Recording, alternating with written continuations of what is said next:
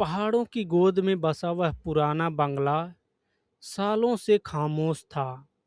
बाहर मूसलाधार बारिश हो रही थी और बिजली के कड़कने की आवाजें पुरानी लकड़ी की खिड़कियों को कंपा रही थी। 65 वर्षीय समीर, जो कभी शहर के सबसे तेज तर्रार पुलिस अफसर हुआ करते थे, आज एक धुंधली याद की तरह उस बंगले के लिविंग रूम में बैठे थे। उनके हाथ में एक पुरानी डायरी थी जिसमें उन्होंने अपनी रोजमर्रा की बातें लिखना शुरू किया था। डॉक्टर ने कहा था कि उन्हें भूलने की बीमारी के शुरुआती लक्षण हैं। उन्हें याद रखना पड़ता था कि उन्होंने दवा ली या नहीं, दरवाज़ा बंद किया कि नहीं, और सबसे दर्दनाक याद जो कभी धुंधली नहीं हुई, उनका बेटा आर्यन। 20 साल पहले एक किडनैपिंग केस में आर्यन गायब हो गया था।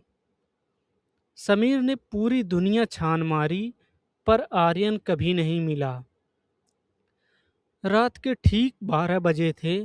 अचानक भारी बारिश के शोर से अचानक भारी बारिश के शोर को चीरती हुई एक आवाज आई, ठक ठक की। समीर चौंक गए।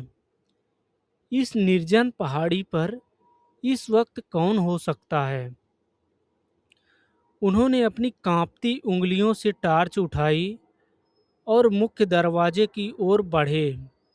जैसे ही उन्होंने भारी लकड़ी का दरवाजा खोला, ठंडी हवा का एक झोंका अंदर आया। सामने कीचड़ में लथपथ भीगा हुआ एक छोटा सा बच्चा खड़ा था, उम्र लगभग 10 साल। समीर की आवाज गले में अटक गई। बेटा, तुम कौन हो? यहाँ यहाँ इस वक्त क्या कर रहे हो? बच्चा ऊपर उठा और समीर की आंखों में सीधे देखते हुए बोला, पापा, मुझे बहुत ठंड लग रही है। क्या मैं अंदर आ सकता हूँ? समीर के हाथ से टार्च गिर गई। पापा, यह आवाज, यह चेहरा, यह बिल्कुल वैसा ही था जैसे 20 साल पहले आर्यन का था। वही घुंघराले बाल, वही दाहिनी आंख के नीचे छोटा सा तिल। समीर ने उसे अंदर ले लिया और तौलिए से पोंछने लगा। उसके दिमाग में उथल पुथल मची हुई थी। क्या यह मेरा भ्रम है? क्या मेरी बीमारी मुझे वो दिखा रही है जो मैं देखना चाहता हूँ? समीर ने पूछा, तुम्हारा क्या नाम है? पापा, आप मुझे भूल गए? बच्चे ने मासूमियत से कहा। समीर का दिल जोर जोर से धड़कने लगा। उन्होंने डायरी की ओर देखा। क्या उन्होंने आज की दवा ली थी? क्या यह मेरा भ्रम है? उन्होंने बच्चे के हाथ को छुआ। वह ठंडा था, हार्ड मांस का बना हुआ, बिल्कुल असली। तुम कहाँ थे इतने सालों से? समीर की आंखों से आंसू बहने लगे।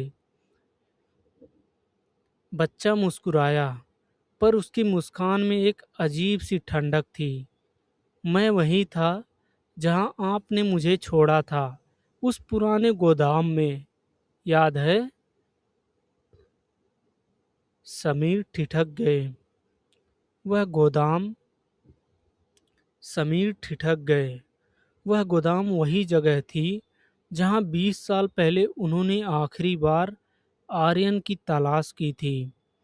पर आर्यन तो अब छोटा था। अगर वह जिंदा होता तो आज 30 साल का होता। यह बच्चा आज भी 10 साल का कैसे हो सकता है?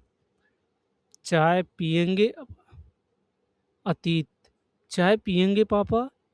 बच्चे ने अचानक पूछा और रसोई की तरफ बढ़ गया, जैसे उसे घर के कोने कोने का पता हो। समीर वहीं सोफे पर सुन्न बैठे थे। तभी उनकी नज़र मेज पर रखी तभी उनकी नज़र मेज पर रखी अपनी दवा की शीशी पर पड़ी। वह पूरी तरह भरी हुई थी। उन्होंने आज भी खुराक नहीं ली। उन्होंने आज की खुराक नहीं ली। उनके दिमाग ने खतरे की घंटी बजाई। यह कोई चमत्कार नहीं था, यह कुछ और था।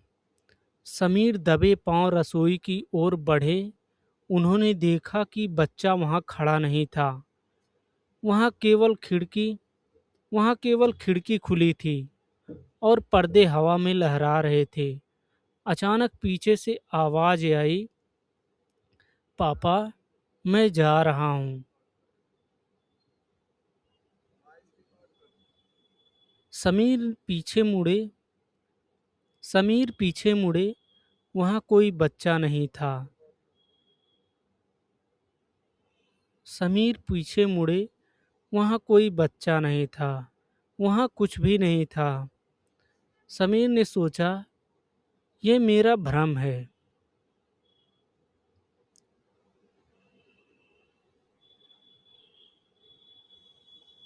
उन्होंने अपनी डायरी निकाली और कांपते हाथों से आखिरी पन्ना लिखा।